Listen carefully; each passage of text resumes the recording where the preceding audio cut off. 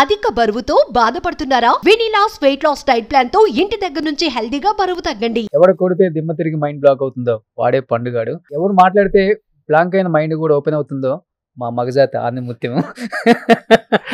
Hi Shekhar భాష, ఎలా అనిపించింది 2 weeks Bigg Boss? Nikhil, Abhay, Sonia, Prerana, Yashvi వీళ్ళందరికీ ముందే మగాళ్ళు కూడా తుతునీలే ఆవిడ ముందు. ఈ అబ్బాయి చెప్పేదంతా నిజమా అబద్ధం? అసలు ఆత్మాభిమానం చంపుకుంటున్నారు. సో బిగ్ బాస్ రెమ్యునరేషన్ అంతా శేఖర్ భాష పెద్ద కొరియోగ్రాఫర్ జానీ మాస్టర్. ఆమె మైనర్ గా ఉన్నప్పటి నుంచి కూడా లైంగికంగా వేధిస్తున్నాడు అని చేసి ఆమె ఒక కేసు పెట్టింది. ఈరోజు శేఖర్ భాష వాయిస్ ఆమె కోసం మాట్లాడటానికి ముందుకు వస్తుందా? జానీ మాస్టర్ కనుక తప్పు లేదు అని తెలిస్తే ఆయన కోసం ఖచ్చితంగా పోరాడతాను. ఈ అమ్మాయి కోసం నేను వెళ్ళాల్సిన అవసరం లేదు, రోషన్ కూడా వెళ్తాడు. న్యాయం ఇటువైపు ఉంటే అటువైపు ఉంటుందండి. మీడియా అనేది ఒక బ్రాడ్ స్టేట్మెంట్. అది జనం బయట అనుకోవటమే మీడియాలు కేవలం కల్పితాలు, కథలు అల్లటం పని. మా పని అది కాదు. అసలు వచ్చిన న్యూస్ మీద మేము కేవలం ఆ న్యూస్ మాత్రమే ప్రజెంట్ చేస్తాం. ఒక అమ్మాయి బాధను చెప్పుకుంది, ఆ అమ్మాయి బాధను మాత్రమే ఇప్పటి వరకు అన్ని న్యూస్ ఛానల్స్ లో చూపించారు. ఇది కేవలం నిజం కాదని రేపు జానీ మాస్టర్ వచ్చి మాట్లాడినా కానీ మళ్ళీ దీన్ని కూడా చూపిస్తారు. రెండు వైపులు ఉంటుందండి.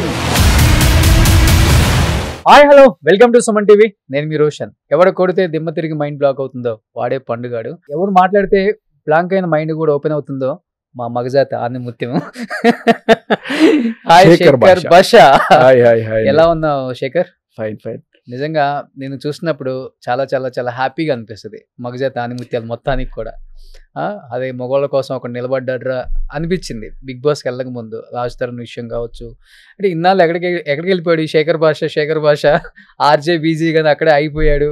ఇంత ఉందా మనోడి దగ్గర విషయం అనేది ఈ మధ్య తెలిసింది. ఎస్, అది అందుకు మంచిగా అనుకోవచ్చు. సో అదంతా పక్కన పెడితే తర్వాత మాట్లాడుకుందాం దాని గురించి. ఎలా అనిపించింది 2 weeks బిగ్ బాస్ లోపల హౌస్లో? ఎలా ఉండాల్సిన శేఖర్ భాష అలానే ఉన్నాడా, లేకపోతే లోపల అలా ఉండాల్సి వచ్చింది ఆర్టిఫిషియల్గా? లేదు, హ్యాపీ జర్నీ మొత్తానికి. అందరూ ఫ్రెండ్స్గానే ఉన్నారు. ఏదో ఒకటి రెండు చిన్న చిన్న గొడవలు తప్ప ఓకే, అందరూ వెరీ ఫ్రెండ్లీగా ఉన్నారు. వచ్చేటప్పుడు కూడా అందరూ తెగ బాధపడ్డారు వస్తున్నందుకు. అండ్ పంపించి బాధపడ్డారా లేకపోతే? లేదు, అంటే వాళ్ళకి ఏదో ఒక చిన్న కోణంలో ఎక్కడో స్వార్థం ఉండుండొచ్చు. వీడు వెళ్ళిపోయాడు కదా, మనకి ఇంకా పోటీ తక్కువ ఉంటుంది అని అనుకుండొచ్చు. కానీ బట్ జెన్యూన్లీ దే ఫెల్ట్ ఒక ఎమోషన్ వెళ్ళేటప్పుడు అందరూ బాధపడ్డారు. ఇక జర్నీ యాజ్ యూజువల్ బిగ్ బాస్లో నాకు పెద్ద కష్టమేమి ఉండకుండా నల్లేరు మీద నడకలాగానే ఉండింది. సెకండ్ వీక్ మాత్రం ఎప్పుడైతే వీళ్ళు ఈ ఫుడ్ ఛాలెంజ్లు అని చెప్పి తీసుకొచ్చి మొత్తం ఆఖరికి ఉన్న ప్రోటీన్ పౌడర్ కూడా తీసుకెళ్ళిపోతే ఉన్న ఏకైక వెజిటేరియన్ నేను అక్కడ. సో కొంచెం కష్టమైంది నాకు. వెజిటేరియనా అంటే converted vegetarian. Okay, converted vegan. అసలు ముస్లిమ్స్ అంటేనే కాదు, నేను పెట్టుకున్న పేరు అంతే. అంతేనా? మీరు ఒరిజినల్గా హిందూ? నేను అసలు నాకు I don't want to say the religion ever అనేది. Let it be like that అంతే. శేఖర్ భాష అంతే. కానీ శేఖర్ భాష నువ్వు ఉందే ఇంత బిగ్ బాస్ లో పోన్లే 2 weeks ఉండి వెంటనే వచ్చేసావు. ఇంతలో ఎంత తగ్గావు? నేను యాక్చువల్గా 63 కిలోలు ఉండే ఫస్ట్. అక్కడి నుంచి ఈ రాజధాని ఇష్యూ మొదలైన తర్వాత తిరుగుడే అయిపోయి దాదాపు ఒక 54, 53 ఆ స్టేజ్కి వచ్చేసా. అక్కడి నుంచి బిగ్ బాస్కి వెళ్ళి వచ్చిన తర్వాత వాళ్ళ పొద్దున్నే చూసుకున్నా వెయిట్ 51. 63 నుంచి 51కి వచ్చావు. నేను ఉండాల్సింది 70-75 ఉండాలి నీ హైట్కి.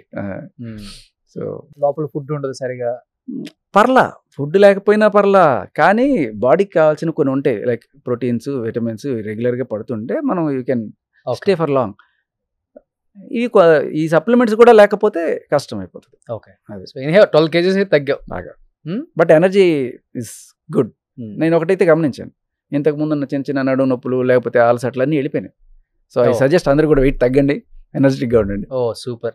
సో అంటే ఇప్పుడు నీకేమో స్ట్రైట్ ఫార్వర్డ్ మాట్లాడటం ఇష్టం, ముందు మాట్లాడతావు, కొండ బద్దలు కొట్టినట్టు మాట్లాడతావు. కానీ బిగ్ బాస్ హౌస్లోనేమో అలా ఉండలేం. ఉంటేనేమో ఆడియన్స్ కి ఒకలాగా అనిపిస్తుంది, హౌస్ లో ఉన్న వాళ్ళకి ఒకలాగా అనిపిస్తుంది. ఇప్పుడు ఎట్లా అయిపోయిందంటే హౌస్ లో బయటే మొత్తం మాట్లాడేసుకొని వచ్చి ఒక ఫ్యామిలీ లాగా అక్కడ ఉన్నారు. ఏదో కొంతమంది వచ్చిన వాళ్ళు ఉంటారు కదా, వాళ్ళు ఏదో ఆడియన్స్ లాగా వచ్చినట్టు అనిపించింది మాకైతే బిగ్ బాస్ చూస్తున్నప్పుడు. నీకు ఎలా అనిపించింది? అదే ఫీలింగ్ ఉండింది కొన్నాళ్ళు. బట్ అందరూ అలా లేరు. నిఖిల్, అభయ్, సోనియా, తర్వాత ప్రేరణ అండ్ యశ్వి, వీళ్ళందరికీ ముందే పరిచయాలు ఉన్నాయి. సరే, సోనియాకి లేట్గా పరిచయం అయినా కూడా she's into their gang for whatever reasons. మాకు అంటే ఏ పరిచయం లేకుండా కొత్తగా ఉండేవాళ్ళు నేను, నబీల్, ఆదిత్య, మేము ముగ్గురం. సో మేము సరే వాళ్ళతో ఎప్పుడైనా సరే కలవడానికి ట్రై చేసి హాయ్ హలో అంతకుమించి ఇంకా మాతో ఏదో ఫార్మాలిటీకి ఒక సెకండ్ మాట్లాడిన తర్వాత చెప్పరా అని చెప్పి వాళ్ళు మా బావ అనుకుంటూ వాళ్ళ ఇది ఉండేది. సరే, వాళ్ళు they are close from ages కాబట్టి అభయ్ అండ్ నిఖిల్. సో వాళ్ళకి ఆ ర్యాప్ ఉంటుంది, దాన్ని చూసి మనం కుళ్ళుకోవడానికో లేకపోతే ఇంకోటి కూడా ఉండదు. బట్ అంటే ఆల్రెడీ సెలక్షన్స్ చేసేటప్పుడే ఇట్లా ఒక తెలిసిన గ్యాంగ్లో అలాగే తెలియని కొంతమంది, మేబీ ఇది కూడా ఒక ఫార్మాట్ ఏమో. బట్ ఇండస్ట్రీలో ఎన్ని ఇయర్స్ నుంచి నీకు వాళ్ళంతా ఎవరు తెలియదా? ఆ టీం అంతా ఒకళ్ళు తెలుసు నాకు. అక్కడ నేను పర్సనల్గా ర్యాప్ ఉన్నది అంటే దూరం నుంచి వీళ్ళు అని చెప్పి తెలుసు, కానీ ముఖపరిచయం ఉంది ఒక్క బేబక్కతోటే. ఓకే. ఆదిత్య ఓం కూడా ఓన్లీ సినిమా ద్వారా చూసి లాహిర్లో చూడడం తప్ప ఇంకా బయట ఎక్కడ నాకు అతనితో పరిచయం లేదు. అండ్ నబీల్ని కూడా నేను ఎక్కువ చూడలేదు. తను ఏదో యూట్యూబ్ బట్ అది కూడా ఏదో హిందీ ఛానల్ చేశాడు. ఓన్లీ బేబక్క, ఇంకెవ్వరు నాకు తెలియదు. బేబక్క వచ్చాక మరి ఇంకా బాడల్ అయ్యావు అనుకుంటా సెకండ్ వీక్ వచ్చేసిన తర్వాత. అలా ఏం లేదు. బేబక్క ఉన్నంత మాత్రాన బేబక్కతోనే ఉన్నానని కూడా కాదు. సో బేబక్కతో మంచిగా ఉండే, తర్వాత నబీలు, ఆదిత్య వీళ్ళందరూ కూడా మంచి ఫ్రెండ్లీగానే ఉండే, యశ్వి కూడా ఫ్రెండ్లీగానే ఉంటుంది, ప్రేరణ కూడా మంచి ఫ్రెండ్లీగా ఉండే. ప్రేరణతో యాక్చువల్లీ ఎక్కువ మాట్లాడుతుండే నేను, ఎందుకంటే యశ్వి తొందరగా పడుకునేస్తుంది రాత్రి. నేను ఈ బెడ్ అయితే ప్రేరణ ఆపోజిట్ బెడ్ ఉంటుంది. సో ఇంకేదో కబుర్లు చెప్తా ఉంటుంది. సో వైఫ్ ప్రెగ్నెన్సీ కదా ఏంటి, నేను కూడా నెక్స్ట్ మేబీ 1 or 2 years అనుకుంటున్నాను, ఎలా ఉంటుంది, సిజేరియన్ అయితే బెటరా, నార్మల్ అయితే బెటరా, ఇవన్నీ కూడా రాత్రులు ఒక 1.5 hour డిస్కషన్ ఉండేది తనతోటి. సో అలా తను వాళ్ళ ఊరు ఎక్కడ ఏంటి ఇలా మా మధ్య ఎక్కువ కొంచెం ర్యాప్ ఉండింది. సో వాళ్ళు వేరే వీళ్ళందరూ తెలిసినా కూడా కొంతమంది మాత్రం అలా ఒక చట్టంలో ఒక బబుల్లో ఉన్నారు. యశ్వి స్పీక్స్ గుడ్, కాకపోతే యశ్వి అప్పుడప్పుడు అలా డల్ అయిపోయి ఎక్కడో ఉంటుంది. ప్రేరణ అలా ఉంటుంది, ఆల్వేస్ యాక్టివ్గా ఉంటుంది, ఆల్వేస్ కనెక్టింగ్గా ఉంటుంది. సో ఎప్పుడైనా డల్గా ఉన్నప్పుడు ఏంటి చీఫ్ ఎందుకు డల్ అయిపోయావు అని చెప్పి నేను వచ్చి కాసేపు మాట్లాడుతుంటాను. సో ఎవరితో ర్యాపో లేకుండా లేదు. ఓన్లీ ఈ సోనియా అనే ఎవరైతే ఆవిడ మాత్రం ఒక చిన్నోడా పెద్దోడా అబ్బాయి నిఖిల్ అదే వీళ్ళు తప్ప నేను ఇంకా వేరే వాళ్ళతో ఎక్కువ పూసుకోను. ఓకే, పూసుకోకపోయినా ఫ్యామిలీ మెలో డ్రామా, కాకపోతే ఒక చిన్న మంచి వైబ్రేషన్ కాదు అది. ఓకే. సో అంటే ఒక రకంగా చెప్పాలంటే బిగ్ బాస్ లోపల ఉన్నప్పుడు ఒకలాగా ఉంటుంది, బయట నుంచి చూసే మనలాంటి వాళ్ళకి ఒకలాగా ఉంటుంది. అంటే ఇలా ఆడుండొచ్చు కదా, అలా ఆడుండొచ్చు కదా, ఇలా ఆడితే ఇంకా బాగుంటది కదా, నేనైతే ఇలా ఆడేవాడిని, ఇవన్నీ ఊహలకే వదిలేసుకోవచ్చు మనం. చాలా ఉంటాయి ఇలా చెప్పుకుంటే. లోపల ఉన్న వాడికి తెలుస్తుంది నిజమైన గేమ్ ఎట్లా ఆడాలో, ఎట్లా ఉండాలో. నేను వెళ్ళక ముందు అన్ని చూడలేదు, కానీ అక్కడక్కడ అసార్టెడ్ గా చిన్న చిన్న బిట్స్ చూసి, ఎందుకంటే వెళ్ళే ముందు నాకు అంత టైం కూడా లేకుండా లాస్ట్ 1 week ముందు నాకు చెప్పారు రావాలని. సో అలా వెళ్ళాను. బట్ ఒక కంప్లీట్ ఎపిసోడ్ చూసి అసలు నామినేషన్ అంటే ఏమిటి, ఎలిమినేషన్ అంటే ఏంటి, ఇవి ఎలా జరుగుతాయి, నేను అక్కడక్కడ చిన్న చిన్న గొడవలు ఇవన్నీ కూడా చూసేవాడిని తప్ప రెగ్యులర్గా నాకు కంప్లీట్ ఫార్మాట్ అర్థం చేసుకునే ఇది లేదు, టైం లేకుండా. సరే అట్టగా వెళ్ళిపోయాను. వెళ్ళిన తర్వాత 2-3 రోజులకి మేబీ అందరికీ వస్తుందేమో ఈ ఫీలింగ్, ఇంతకు ముందు వచ్చి 100 రోజులు 105 రోజులు ఉన్న పార్టిసిపెంట్స్కి వాడికి కాళ్ళకి దండం పెట్టాలి, సాష్టాంగ నమస్కారం చేయాలి. చూసి ఏంటి వీడు ఇట్లా ఆడుతున్నాడు, ఇట్లా మీరు చెప్పినట్టే ఇట్లా ఆడుండొచ్చు కదా అనుకున్నాం కదా, నేను కూడా అట్టగే అనుకున్నా. లోపలికి వెళ్ళిన తర్వాత 2-3 రోజులకే ఇక్కడ ఎలారా ఉండాలి, ఏమీ లేదు, ఒక ఫోన్ లేదు, ఒక ఏమీ లేదు, టైం తెలీదు, డేట్ తెలీదు, నిద్ర ఉండదు, పొద్దున్న లేచి నిద్ర కూడా ఉండదు. వెళ్ళిన 2 రోజులు ఏమవుతుందంటే కంప్లీట్ లైట్సే, పడుకునేటప్పుడు కూడా లైట్స్ ఉంటాయి, కొంచెం తగ్గిస్తారు కాకపోతే. ఆ బెడ్స్ దుప్పట్లు విచిత్రంగా ఉంటాయి. అదేదో మనం ధ్రువ ప్రాంతాలకు వెళ్తే అక్కడ మంచుతో కప్పుకోవడానికి ఇచ్చిన రగ్గు లాంటివి ఇచ్చారు ఫస్ట్లో. సో అందరికీ ఇబ్బంది ఉండే, నాకు కొంచెం ఎక్కువ ఇబ్బంది ఉండే. ఒక 2-3 రోజులు కనీసం నిద్రలేక సఫర్ అయ్యాము. అక్కడ రాత్రి నిద్ర పట్టక పగలు కునుకులు తీయడం, మధ్యలో బిగ్ బాస్ కుక్కలతో అర్పిస్తుంటాడు. ఓకే, అలాంటివి ఉంటాయి.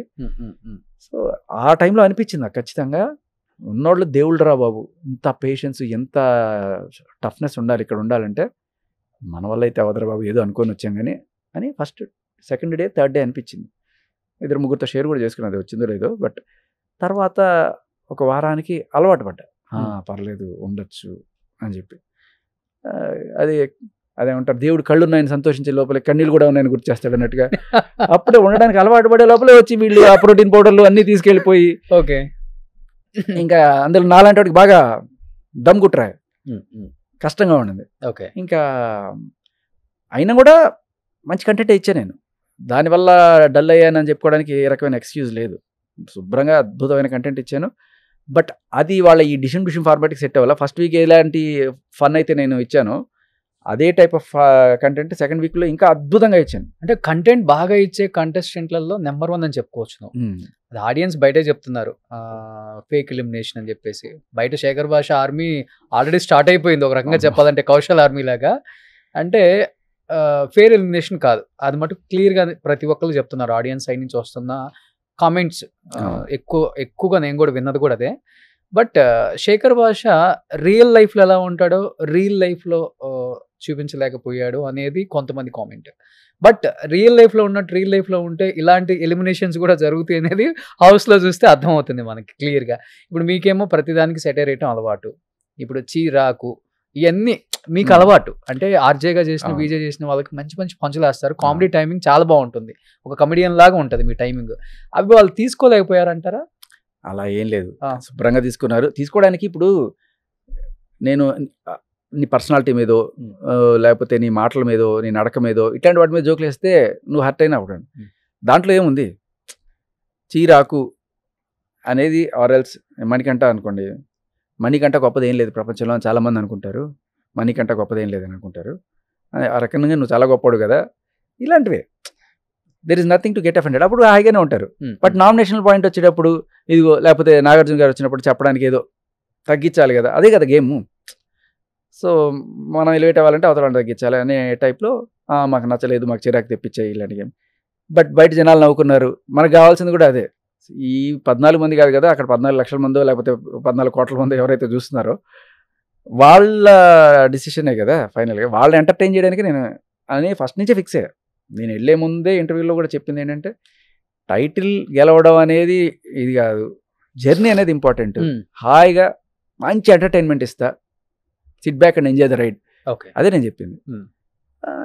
దానికే స్టిక్ అయి ఉన్నాను. బట్ మేబీ ఆ బర్నింగ్ పాయింట్లో ఆ కొట్టుకోవడాలు తర్వాత వచ్చిండేవేమో, అప్పటికే 2-3 వచ్చాయి.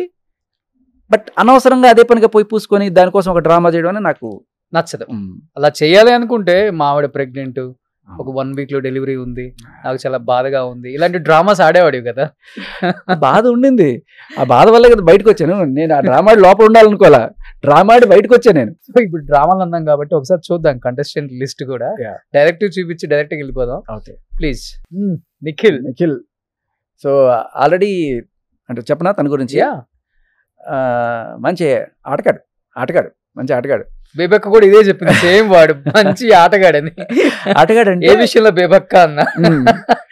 నిఖిల్ తనకి ఆల్రెడీ ఇంతకు ముందు ఉన్న experience and maybe martial arts కానీ ఇంకేదైనా ట్రైనింగ్ అయ్యి ఉన్నాడేమో తెలియదు. But very flexible body, athletic body, tasks చేయడంలో వాటిలో అన్నింటిలోనూ దిట్ట. So made for tasks. Okay, ఏ గేమ్ అయినా ఏ టాస్క్ అయినా టక్కున ఆడగలడు.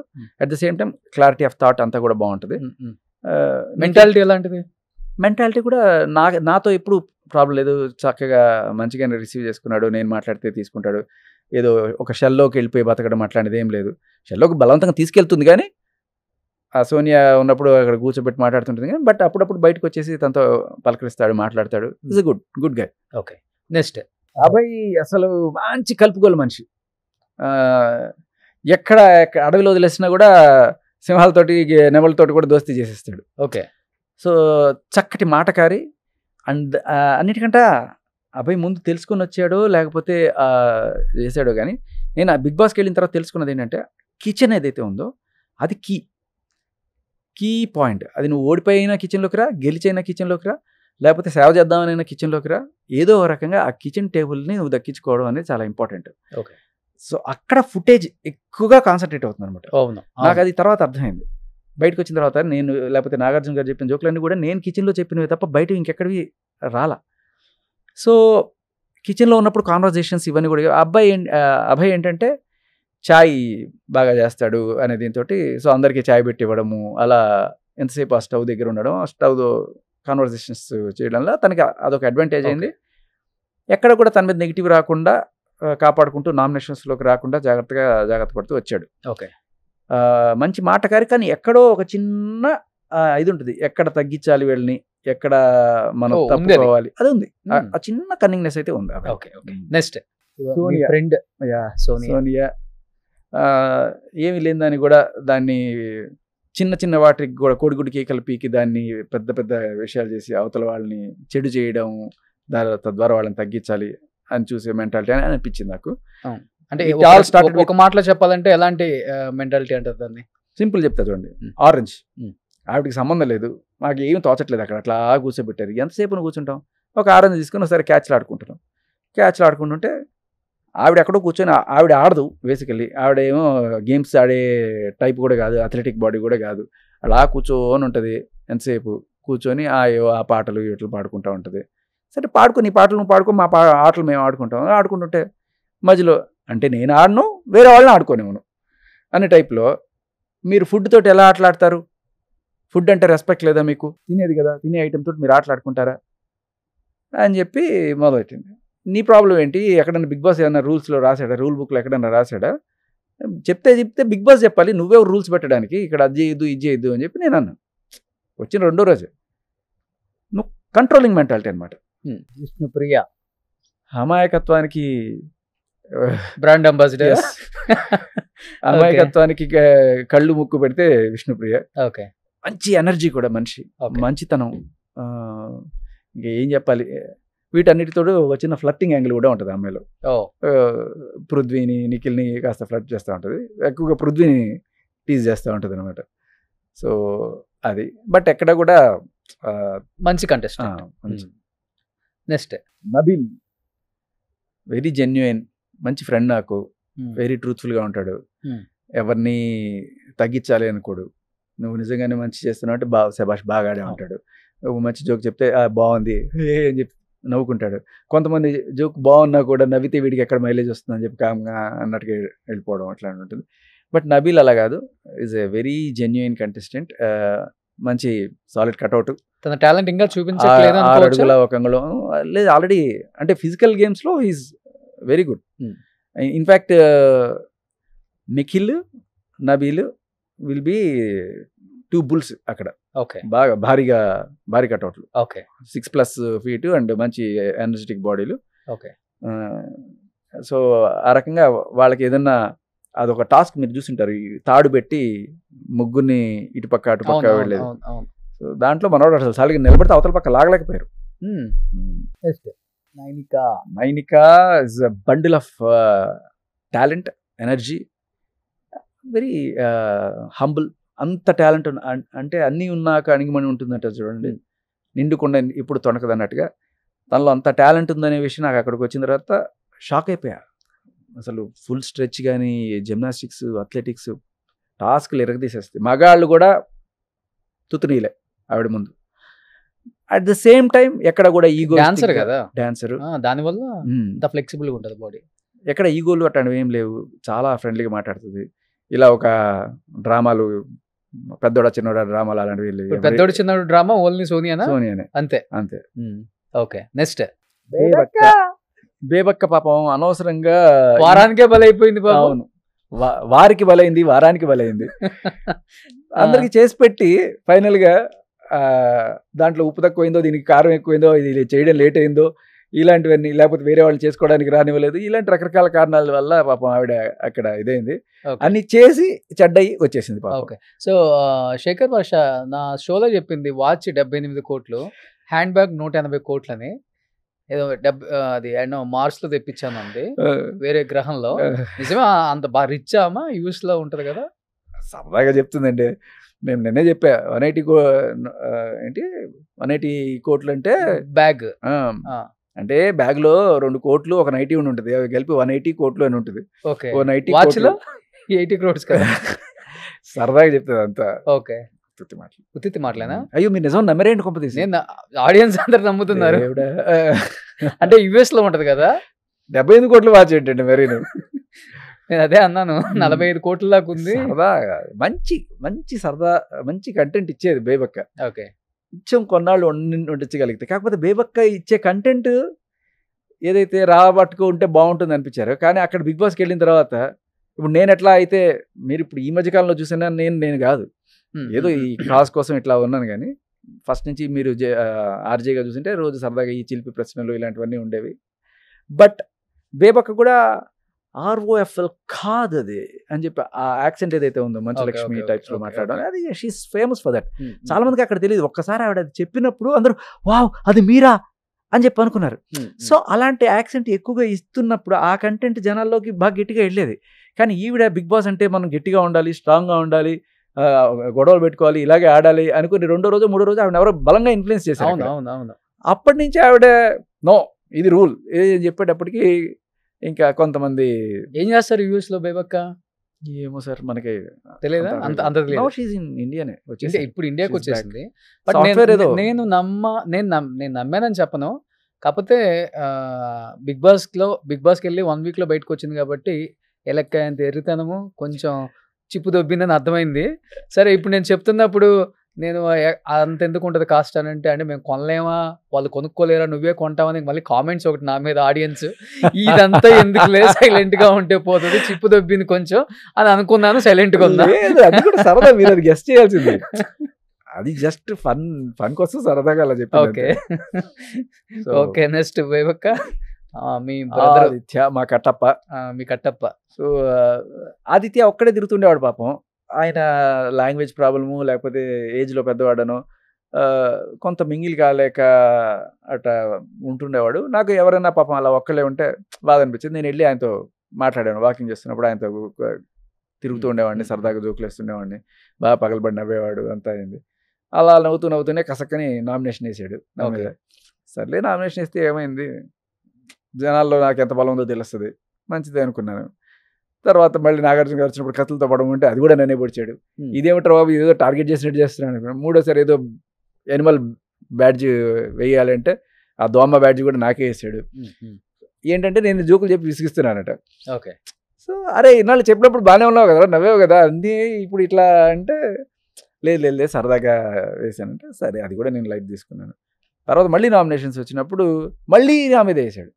ఇది ఇంకా జీవితకాలం నా మీద వేసుకొని బతికేస్తావు నువ్వు, సేఫ్ సైడ్ అనమాట. అంటే వేరే వాళ్ళని శత్రువులు చేసుకోవడం ఇష్టం లేదు, వీడి మీద ఎన్నిసార్లు వేసిన వీడు కామ్గా ఉంటాడు. స్ట్రాటజీ అర్థం చేసుకున్నాడు. అది వెంటనే నేను రిటర్న్ ఇచ్చా. తర్వాత అప్పటి నుంచి కొంచెం సూటిపోటి మాటలు, కొంచెం సెటరిక్గా మాట్లాడడం, ఇలా దానికి తోడు ఎక్కడైనా కెమెరాలు వాటి దగ్గర కూర్చొని మీరు పొద్దున్న నిద్రపోయారో కదూ, మీరు మైకు ధరించలేదని బిగ్ బాస్ ఎన్నిసార్లు వార్నింగ్ ఇచ్చారు, మీరు పొద్దున్నే లేవరా, నేను చూడండి పొద్దున్న లేచి యోగా చేస్తాను, ప్రేయర్ చేస్తాను, అది చేస్తాను ఇది చేస్తాను అని చెప్పి ఇలా చెప్తూ ఉండేవాడు. సరే నామినేషన్ వేసినందుకు ఏదో రకంగా నన్ను టార్గెట్ చేయడానికో లేకపోతే చేస్తున్నానని చెప్పి, లేదండి మీరు కూడా పడుకోండి, ఎందుకు పొద్దున్నే లేచి ఇది చేసుకుంటారు, హ్యాపీగా కొంచెం అప్పుడప్పుడు నాకు వెన్ను నొప్పి అని చెప్పి కంప్లైంట్ చేస్తుంటాడు, ఇక్కడ పట్టు జస్ట్ ఇట్లా అంటుంటాడు. సరే పడుకోండి మీరు, అందుకని పొద్దున్న లేచి మరీ 4 గంటలకు లేచి అవగాలి కాకుండా కొంచెం పడుకోండి, give some rest to your spine అంటే, నేను ఇలాగే కాదు, నేను అది చేయాలి ఇది చేయాలంటే అని చేస్తూ కూడా నేను ఏం చేస్తున్నాను మీరు కనిపెడుతున్నారు కదా, నా స్పైన్కి ఏమో రెస్ట్, మీ కళ్ళకేమో స్ట్రైన్ అని చెప్పాను. Okay. Next Prerana very energetic and enthusiastic girl. Okay. నేను చేసే జోకులన్నీ టక్కుమని క్యాచ్ చేసేస్తుంది. అందమైన అమ్మాయిలు వెంటనే టక్కుమని క్యాచ్ చేస్తారు. అందమైన అమ్మాయి కాదు, బ్రెయినీ కూడా. కాకపోతే కన్నింగ్నెస్ వైజ్నెస్ లేదు. యష్మి ఇన్ఫ్లుయెన్స్ ఎక్కువగా ఉంటుంది, తన ప్యాటర్నే ఫాలో అవుతూ ఉంటుంది అనమాట. ఓకే. నెక్స్ట్ పృథ్వీ మ్యాచో మ్యాన్, బాగా ఏమంటారు ఎక్సర్సైజ్లు జిమ్ములు బాగా చేసి కండాలు తిరిగిన కన్నడ అబ్బాయి కదా. ఓకే. కన్నడ అబ్బాయి, కండ అబ్బాయి. ఓకే. నెక్స్ట్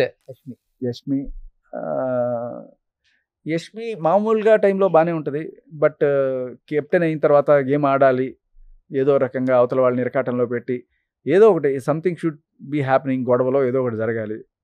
అని ఈ కోణంలో కొన్ని ఏదో సరదాగా వాళ్ళు నేర్పించడం కోసం మీకు లేదుగా మాకుందిగా డ్రింక్, మీకు లేదుగా స్వీట్ మాకుందిగా స్వీటు అని చెప్పి.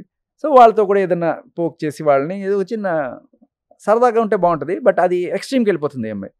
నేను తినేసిన ప్లేట్లు నువ్వు గడగాలి, నేను తాగేసినవి డస్ట్బిన్లో పడేసి మళ్ళీ అవి తీసి బయట పెట్టి ఇది మళ్ళీ నువ్వు డస్ట్బిన్లో పడే. నాకు దాంట్లో అదేం సినిమా నరసింహలో రమ్యకృష్ణ సౌందర్య ఇలా అంటూ చూడండి కాలుతోటి, ఓకే ఆ రేంజ్లో ఎందుకు అలా చేస్తున్నావు, మరి మానవత్వం కూడా లేకుండా అంటే లేదు నీకు గేమ్ ఆడడం తెలియదు, ఇలాగే ఉండాలి అంటే ఓకే ఇలాగే ఆడాలి. మొన్న నాకు పెద్ద ఎక్స్పీరియన్స్ లేదు కదా, వీళ్ళు అన్ని సీజన్లు చూసుకొని వచ్చినట్టున్నారు. అదే ఇప్పుడు గేమ్ లాగా ఆడితే ఓకే, గేమ్ కోసం ఆడాలనుకుంటే ఆ మైండ్ సెట్ నీది కదా అసలు, అందుకే సెట్ కదా అంతే. లాస్ట్ నీకు ఇష్టమైన నేను ఫస్ట్ నామినేట్ చేసింది ఈఎంఐనే, అదే బట్ ఫైనల్ గెలవాలనుకుంటుంది ఈఎంఐనే. ఎందుకంటే ఫస్ట్ ఏమి తెలియకుండా నామినేట్ చేసాం. అది కూడా నామినేషన్ అంటే ఏంటంటే ఊరికే సరదా నామినేషన్, అది మాకు ఎవరికి తెలియదు సరదా అని. అనిల్ రావిపూడి గారు వచ్చి ఈసారి బిగ్ బాస్లో పెద్ద ట్విస్ట్ ఉండబోతుంది, ఫస్ట్ డేనే ఎలిమినేషన్ ఒకరిని తీసేస్తున్నాం ఓకే అని చెప్పి మణికంఠని ఈవిని నామినేట్ చేశారు. చాలా మంచి అమ్మాయి. సో మణికంఠకి అందరూ మణికంఠ అని పెట్టారు. ఈ అమ్మాయి ఉండేసరికి ఇంకా నేనేం చేశాను, అందరూ పాపం మణికంఠకి వేసేస్తే వాడు ఏమైపోతాడు, ఏమి తెలియకుండా వచ్చిన రోజే వాడిని పంపించడం న్యాయం కాదని చెప్పి నేను సరే ఈ అమ్మాయికి వేద్దామని చెప్పి వేసాను. దానికి అనిల్ రావిపూడి గారు అప్పటికే మనకున్న ఇమేజ్ని ఆయన నువ్వు ఖచ్చితంగా అమ్మాయిలకి వేస్తావులే మగజాత ఆణిముత్యం కదా అన్నట్టుగా ఆయన అవును సార్ నేను వేస్తాను అని చెప్పి ఈ అమ్మాయికి వేసాను. బట్ తర్వాత తెలుసుకుంది she's very very genuine contestant, very nice, speaks heart. Cinema release అయినప్పుడు ప్రమోషన్స్ లో నేనే ఆ టైంలో అక్కడే కూర్చున్నా. చాలా పెద్ద అభిమాని సార్ నీకు, మా ఫ్యామిలీ మేమందరం ఇలా రావటం నాకు చాలా హ్యాపీ. అమ్మాయి అంత సెన్సిటివ్, చాలా అంటే చాలా హార్డ్ వర్కర్. ఆ రోజు నాకు కూడా తెలిసింది ఫస్ట్ టైం. మళ్ళీ బిగ్ బాస్ లోకి వెళ్ళిన తర్వాత మనం చూసాను అమ్మాయిని. ఇంకా నాకు కొడుకు పుట్టాక వాళ్ళ అమ్మ నాన్న కూడా వచ్చి హాస్పిటల్లో చూసి వెళ్ళారు. ఏ పరిచయం లేదు అంతకుముందు మాకు. ఫస్ట్ టైం నేను అక్కడ బిగ్ బాస్ లో చూడడమే, బట్ బయటకు వచ్చాక వాళ్ళ వచ్చి మరీ చూసిపోయారు. అంటే వాళ్ళ ఫ్యామిలీ కూడా అంత సెన్సిబుల్. అవును విన్నా నేను కూడా. Next Manikanta game. ఈ అబ్బాయి చెప్పేదంతా నిజమా అబద్ధం అసలుకి? హౌస్ లో ఫస్ట్ లోనే స్టార్ట్ చేశాడు అంతా, అమ్మలేదు నాన్నలేదు, వైఫ్ కూడా వెళ్ళిపోయింది, ఇది రకరకాల ఏదేదో చెప్తున్నాడు, అర్థం కావట్లేదు ఎవరికి. పుల్లలు వేర్చి అమ్మ చితి మంట పెట్టాను అవన్నీ ఏవీలో చెప్పుంటాడేమో, బట్ ఇక్కడ ఎందుకు చెప్పాడనేది మాకు అర్థం కాలేదు. ఎవరు అడగను కూడా అడగల. సింపతి కోసం ఫస్ట్ వీకే ఎలిమినేట్ అయిపోకుండా కాపాడుకోవడం కోసం అలాంటి గేమ్ ఆడినట్టున్నాడు. బట్ తర్వాత అందరం చెప్పాం, నేను కూడా చెప్పాను, ఇది మరీ శవాలు గురించి చెప్పి దాని గురించి సింపతి చేసుకోవాల్సిన అంత దారుణమైన పొజిషన్ అది.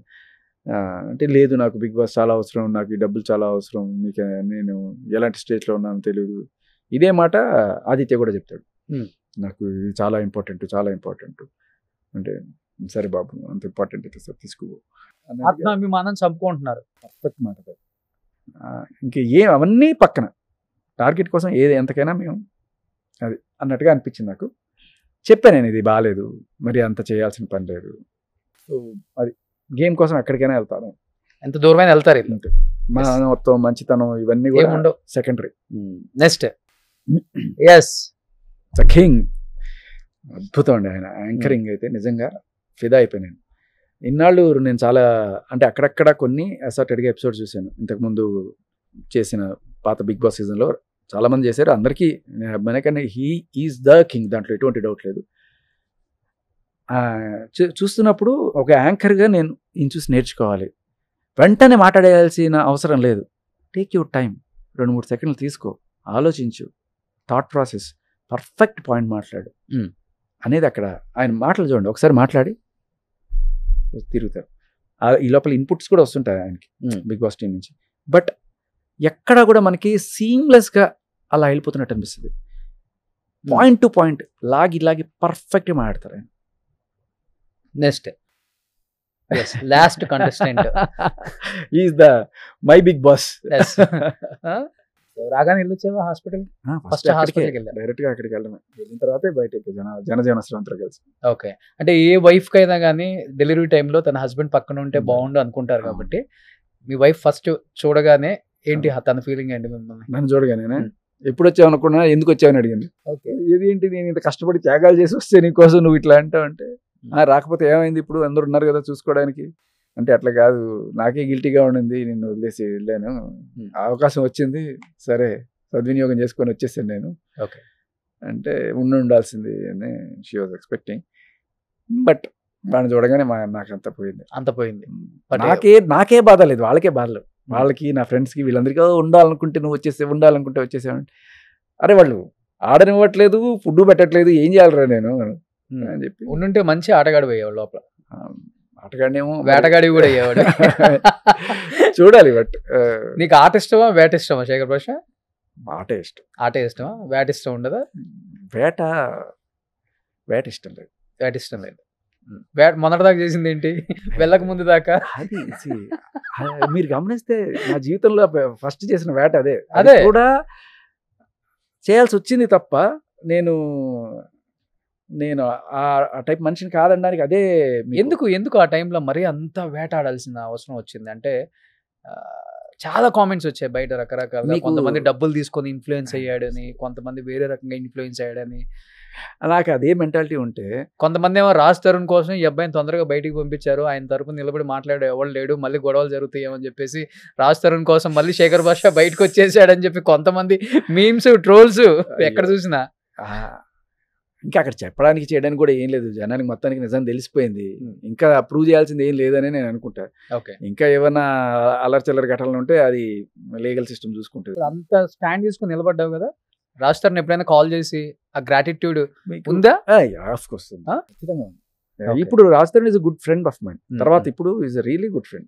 అంటే మగవాళ్ళ కోసమే నిలబడతావా, మగజాతి ఆనిముత్యమా, లేకపోతే అమ్మాయిలకు కూడా ఏదైనా ఇట్లాంటి సమస్యలు వచ్చినప్పుడు అమ్మాయిల సైడ్ కూడా నిలబడతావా? అది మీరు గమనిస్తే అప్పుడు ఆ ప్రీతి అనే అమ్మాయికి కూడా ఇట్లా అన్యాయం జరిగింది అన్నప్పుడు నేనే ఆ పిల్లల్ని తీసుకుని వెళ్ళి అక్కడ లాయర్ని పరిచయం చేసి లాయర్తో మాట్లాడించి తర్వాత పోలీస్ స్టేషన్ కూడా తీసుకెళ్లి కంప్లైంట్ ఇప్పించారు. అమ్మాయికి ధైర్యం లేకుండే, మేమందరం వెనకాల ఉండి తీసుకెళ్లి చేసాం. కరాటే గారు కూడా వచ్చి మొత్తం మేమందరం వెళ్ళి కలిసి వెళ్ళాం. ఓకే, సో దెబ్బలు కూడా తిన్నావు బానే పోతాయి చల్తాయి.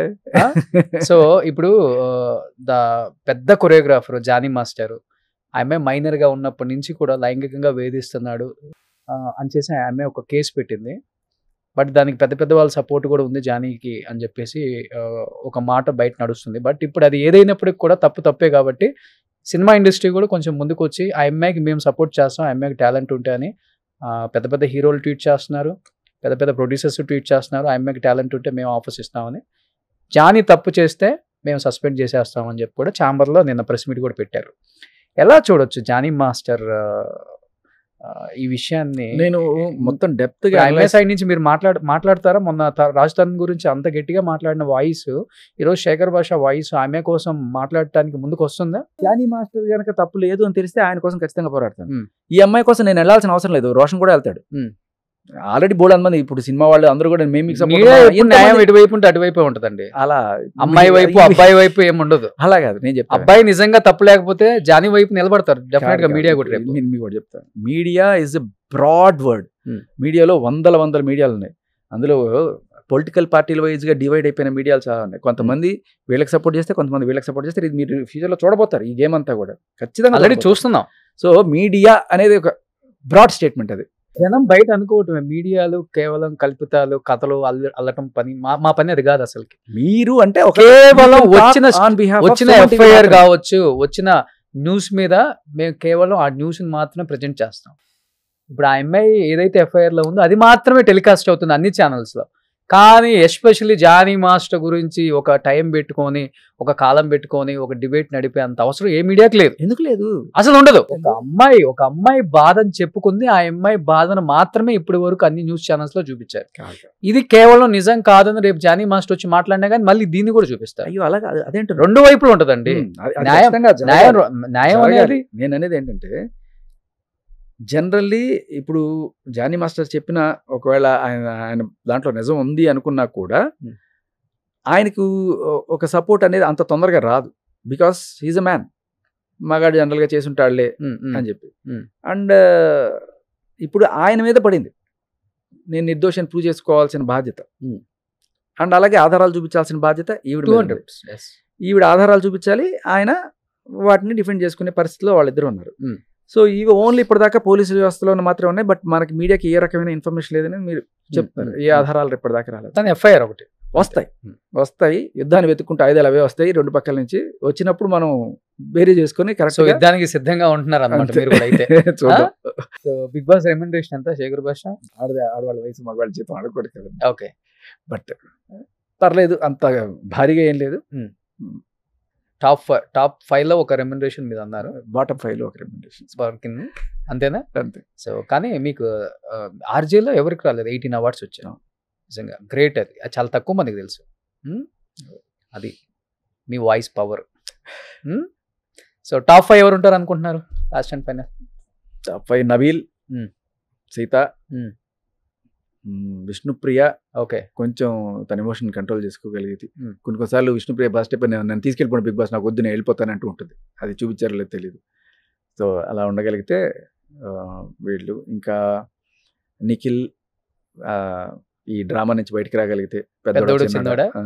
సో తర్వాత అభయ్ కూడా చెప్పలేం, ఉండొచ్చు. బిగ్ బాస్ విన్నర్ అంటే సీత అయితే బాగుంటుంది. సీత టాప్ 5 లో కూడా ఉంది సీత మళ్ళీ అయితే. ఓ సీత సూపర్. ఒక అమ్మాయి టైటిల్ గెలిస్తే ఆ కిక్కే వేరప్ప. అమ్మాయి అనేది మన తెలుగింటి అమ్మాయి, మన లోకల్ అమ్మాయి గెలవాలనేది. Okay super. Any have 2 weeks ఉన్నప్పటికీ ఎటువంటి నెగిటివిటీ లేకుండా వచ్చావు. ఆడియన్స్ లో నెగిటివిటీ లేదు నీకు, లోపల నెగిటివిటీ అంటావా? అది వాళ్ళు ఇచ్చిన వాళ్ళు కూడా బిరుదులు కాబట్టి కొంతమంది, వాళ్ళు కూడా నెగిటివ్ లేదు, కొంతమంది ఏదో ఉంటారు కదా అంతే, మన ఫ్యాన్స్ అంతే.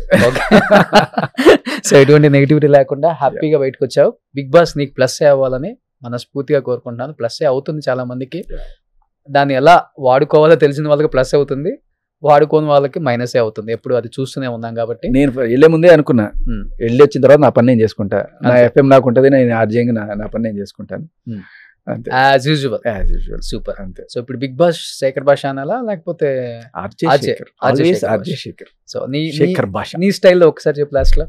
ఎవడు కొడితే దిమ్మ తిరిగి మైండ్ బ్లాక్ అవుతుందో ఆడు పండుగాడు, ఎవడు చెప్తే బ్లాక్ అయిన మైండ్ కూడా ఓపెన్ అయిపోతుందో ఆడే షక్ భాష, శేఖర్ భాష. రే రే రే నేను ఒక్కసారి చెప్తే 100 సార్లు చెప్పినట్టు. సో ఇప్పుడు ఎవరు చెప్తే బ్లాంక్ అయిన మైండ్ కూడా ఓపెన్ అవుతుంది అన్నారు కదా, అది రేపు నుంచి స్టార్ట్ అవుతుంది.